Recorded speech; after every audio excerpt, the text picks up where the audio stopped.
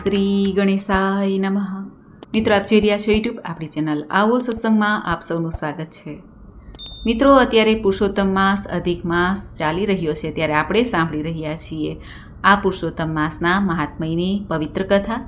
આજે છે પુરુષોત્તમ માસનો 21મો દિવસ. 21મા દિવસના મહાત્મ્યની કથા સાંભળીશું. પુરુષોત્તમ માસનું પૂજન વિધિ વિશે અને આજની કથા વાર્તા છે દાન ફળની કથા તથા સંકીર્તન પણ સાંભળીશું. જો આપને આ વિડીયો પસંદ આવે તો લાઈક કરજો, શેર કરજો. આપ આ ચેનલ પહેલી વખત જોઈ રહ્યા છો તો સબસ્ક્રાઈબ કરી લેજો, જેથી આવનારના વિડીયોની માહિતી આપ સુધી તુરંત પહોંચી શકે. ધન્યવાદ. વસુદેવ સુતમ દેવમ કંસ ચાણૂરમર્દનમ દેવકી પરમાનંદમ શ્રી કૃષ્ણમ વંદે જગદગુરુમ. બોલો ભગવાન શ્રી કૃષ્ણ પુરુષોત્તમની જય. મિત્રો, અધિક માસ કે પુરુષોત્તમ માસ, જેમાં સ્નાન દાન જપનો ઘણો મહિમા છે. આ માસમાં કરેલ જે કાંઈ પુણ્ય ફળ છે તે અધિકથી અધિક લાભ અપાવે છે, એટલા માટે આ માસને અધિક માસ કહેવાય છે. અને પુરુષોત્તમ માસ એટલા માટે કહેવાય છે કે આ માસનું જે નામ છે તે જ ભગવાન શ્રી કૃષ્ણએ પોતાનું નામ આ માસને આપી દીધું. ભક્તવત્સલ ભગવાન શ્રી કૃષ્ણની, ભગવાન વિષ્ણુની પૂજા ઉપાસના કરવાનો આ માસ છે. આ માસનું સેવન કરવાથી, આ માસનું વ્રતનું પાલન કરવાથી જીવનમાં ધર્મ, અર્થ, કામ અને મોક્ષની પ્રાપ્તિ થાય છે. અંતે વૈકુંઠ ધામની પ્રાપ્તિ થાય છે. એવો મહિમા છે 3 વર્ષે આવતો આ પુરુષોત્તમ માસનો. અત્યારે આપણે નિત્ય પુરુષોત્તમ માસની કથા સાંભળીએ છીએ, ત્યારે આજે પુરુષોત્તમ માસના 21મા દિવસના મહાત્મ્યની કથા સાંભળીશું. પુરુષોત્તમ માસ પૂજન વિધિ વિશે. બોલો ભગવાન શ્રી કૃષ્ણની જય. સુત પુરાણી સોનકાદી ઋષિઓને કહે છે, હે મુનિશ્રેષ્ઠો, પુરુષોત્તમ માસની વ્રત વિધિ બતાવ્યા પછી ભગવાન પુરુષોત્તમની પૂજન વિધિ કેવી રીતે કરવામાં આવે છે તે હું તમને જણાવું છું, તે સાંભળો. ધાતુની મૂર્તિને અગ્નિમાં તપાવ્યા પછી તેને બીજ મંત્રોથી પ્રાણ પ્રતિષ્ઠા કરવી. તેમ કરવાથી જ મૂર્તિમાં દેવતા દાખલ થાય છે. પછી પુરુષોત્તમ ભગવાનનું ષોડશોપચારથી પૂજન કરવું. આહ્વાન કરીને પ્રભુને બોલાવવા, તેમને આસન ગ્રહણ કરવા માટે કહેવું. પછી તેમના પગ ધોવા, ચરણ પખાડવા, અર્ધ્ય અર્પણ કરવું, આચમન કરતા રહેવું. પહેલાં પંચામૃતથી સ્નાન કરાવવું, પછી શુદ્ધ શીતળ જળથી સ્નાન કરાવવું. પિતાંબરનો જોટો અર્પણ કરવો, જનોઈ પહેરાવવી, સુખડ, ચંદન આદિનું લેપન કરવું. અક્ષત ચઢાવ્યા પછી પુષ્પો ચઢાવવા.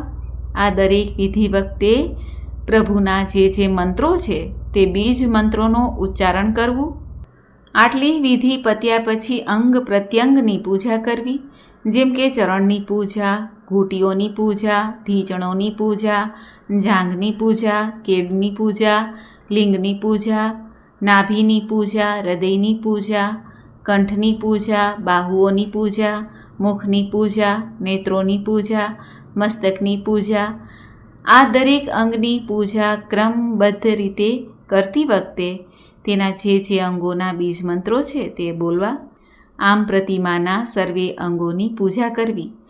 આટલું કાર્ય થયા પછી સુગંધી ધૂપ અર્પણ કરવું, હોમ કરવો, નૈવેદ્ય ધરવું, જળપાન કરાવવું, શ્રીફળ ધરવું, સોપારી કપૂરથી યુક્ત નાગરવેલનું પત્ર ધરવું, દાન કરવું. પછી આરતી ઉતારવી, પ્રદક્ષિણા કરવી, પુષ્પાંજલિ અર્પણ કરવી, છેલ્લે નમસ્કાર કરવા.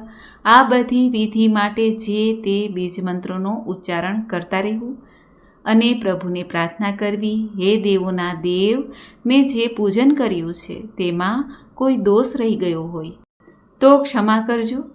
આ રીતે પૂજન સંપૂર્ણ સ્વીકાર કરી લેજો. આમ બોલીને ભગવાનનો નામ મંત્ર બોલી પછી સ્વાહા લગાવીને તલનો હોમ કરાય છે. આખો પુરુષોત્તમ માસ ભગવાનનો અખંડ દીવો પ્રતિમા આગળ રાખવો. આ રીતે ભગવાન વિષ્ણુનું ભક્તિ ભાવથી પૂજન કરનાર આ લોકમાં અનેક પ્રકારના સુખ ભોગવીને અને પ્રભુના પરમધામ વૈકુંઠમાં જાય છે.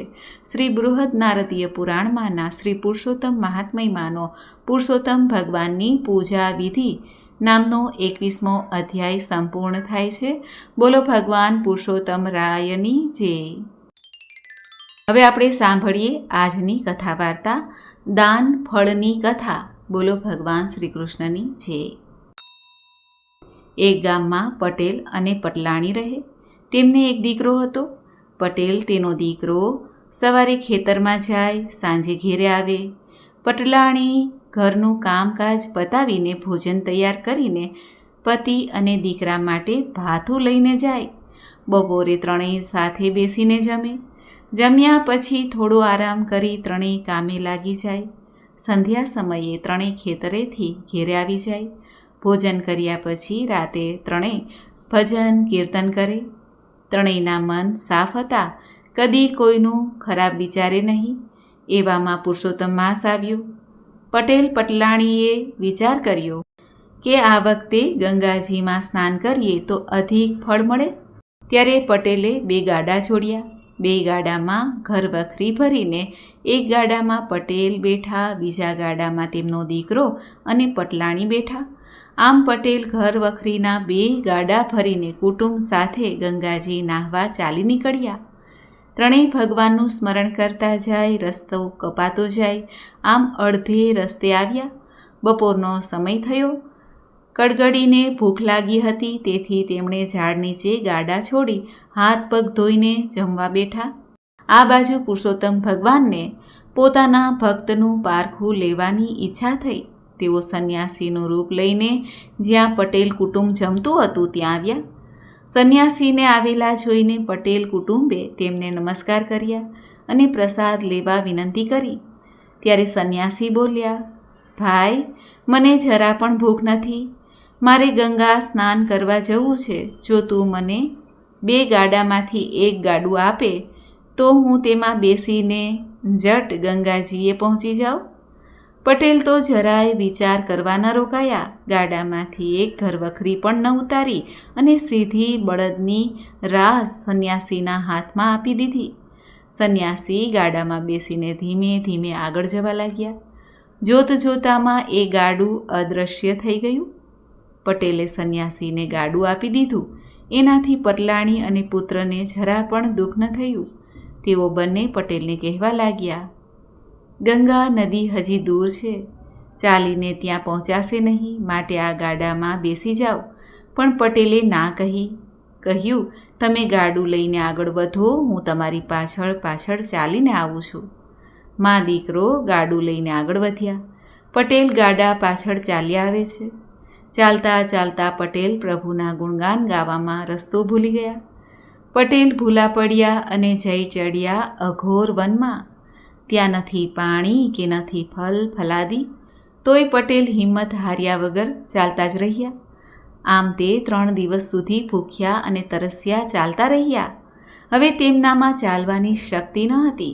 ત્યારે પટેલ એક ઝાડ નીચે થાક ખાવા બેઠા. ત્યાં તો ધનાક કરતું એક મોટું ફળ તેમની પાસે પડ્યું. પટેલ ફળને હાથમાં લઈને જોવા લાગ્યા.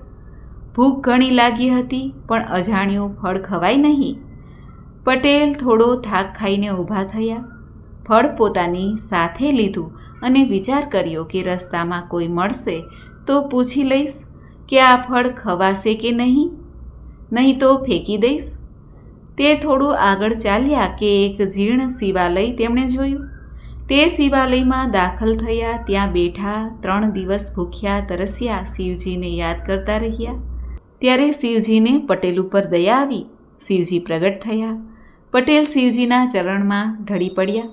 શિવજીએ પ્રસન્ન થઈને તેને કહ્યું, માગવું હોય તે માંગી લો. ત્યારે પટેલે જણાવ્યું, હે ભોળાનાથ, હું 6 દિવસથી ભૂખ્યો તરસ્યો છું. તમે હા પાડો તો આ ફળ ખાઓ. શિવજી બોલ્યા, આ ફળ વિશે હું કંઈ જાણતો નથી. ચાલો આપણે વૈકુંઠમાં જઈને ભગવાન પુરુષોત્તમને પૂછીએ. શિવજીની ઈચ્છા પટેલને વૈકુંઠના દર્શન કરાવવાની હતી. શિવજી પટેલને લઈને વૈકુંઠમાં આવ્યા. ભગવાન પુરુષોત્તમના દર્શન કરતાં જ પટેલ એકદમ તેમના ચરણોમાં ઢળી પડ્યા અને પૂછવા લાગ્યા, હે પ્રભુ, આ ફળ ખાવું કે ન ખાવું? પટેલના ભોળપણ ઉપર ભગવાન હસી પડ્યા. ભગવાન બોલ્યા, હે ભક્ત, આ દાન ફળ છે. મહાપુણ્યશાળીને જ આ ફળ પ્રાપ્ત થાય છે. તું તારે મજેથી ખા. પટેલે આ ફળ ખાધું. ફળ ખાતા જ 32 કોઠે દીવા થયા. ત્યાં જ પટેલની નજર પોતાના ગાડા ઉપર પડી. પાસે બીજું ગાડું પડ્યું હતું, તેમાં પટલાણી અને તેનો દીકરો પણ બેઠા હતા. પટેલે પ્રભુ સામે જોયું ત્યારે ભગવાન પુરુષોત્તમ બોલ્યા, હે ભક્ત, તે જરાય ખચવાટ વગર ગાડું આપી દીધું. તેના પુણ્ય ફળસ્વરૂપ તારા પરિવારને વૈકુંઠ દર્શનનો લાભ મળ્યો છે. હવે તારે વૈકુંઠમાં રહેવું છે કે પૃથ્વી ઉપર જવાની ઈચ્છા છે? ત્યારે પટેલ બોલ્યા, હે પુરુષોત્તમ ભગવાન, મને અને મારા કુટુંબને હવે પૃથ્વી ઉપર જવું નથી. અમે તો અહીં વૈકુંઠમાં જ રહીશું. એટલે તો કહેવાનું, અમૃત માસે સ્નાન ધ્યાન કરી કરે જે દાન, વૈકુંઠ સદેહે ભોગવે રહે સાથ ભગવાન. હે ભગવાન પુરુષોત્તમ, જેવા તમે આ પટેલને ફળ્યા, તેવા આપનું વ્રત કરનાર, કથા કહેનાર, કથા સાંભળનાર, આ પુરુષોત્તમ માસ નિમિત્તે દાન પુણ્ય કરનાર સૌને ફળજો. બોલો પુરુષોત્તમ ભગવાનની જય. તો મિત્રો, આપણે સાંભળ્યો પુરુષોત્તમ માસના 21મા દિવસના મહાત્મ્યની કથા અને કથા વાર્તા. મને આશા છે કે આપને આ વિડીયો જરૂર પસંદ આવ્યો હશે. હવે સાંભળીએ આજનું સંકીર્તન. બોલો ભગવાન શ્રી કૃષ્ણની જય. હારે વાલા અરજી અમારી સુણો શ્રીનાથજી, લઈ જાજે તારા ધામમાં. હારે વાલા અરજી અમારી સુણો શ્રીનાથજી, લઈ જાજે તારા ધામમાં. હારે મારા અંત સમયના બેલી, હારે હવે મેલો નહીં હડસેલી. હારે હું તો આવી ઊભી તમ દ્વારે શ્રીનાથજી, લઈ જાજે તારા ધામમાં. હારે વાલા અરજી અમારી સુણો શ્રીનાથજી, લઈ જાજે તારા ધામમાં. હરે નાથ કરુણા તણા છો સિંધુ, હારે હું તો યાચું છું એક જ બિંદુ. હારે એક બિંદુ નહીં થાય ઓછું શ્રીનાથજી, લઈ જાજે તારા ધામમાં. હારે વાલા અરજી અમારી સુણો શ્રીનાથજી, લઈ જાજે તારા ધામમાં. હારે મારું અંતર લેજો વાચી, હારે નથી મહેંદીમાં લાલી લખાતી.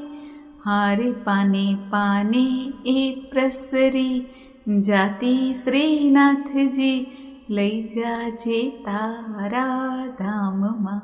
હારે વાલા અરજી અમારી સુણો શ્રીનાથજી, લઈ જાજે તારા ધામમાં. હારે તને સમજું ને શું સમજાવું, હારે કહે તો અંતર ખોલી બતાવું. હારે તારા ભક્તોને એક જ આશ્રય શ્રીનાથજી, લઈ જાજે તારા ધામમાં.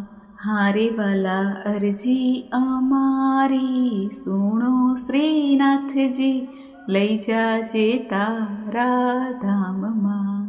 લઈ જાજે તારા ધામમાં. બોલો ભગવાન શ્રી કૃષ્ણની જય. પુરુષોત્તમ પ્યારાની જય. મિત્રો, મને સાંભળવા માટે ધન્યવાદ. આપ સૌને મારા જય શ્રી કૃષ્ણ.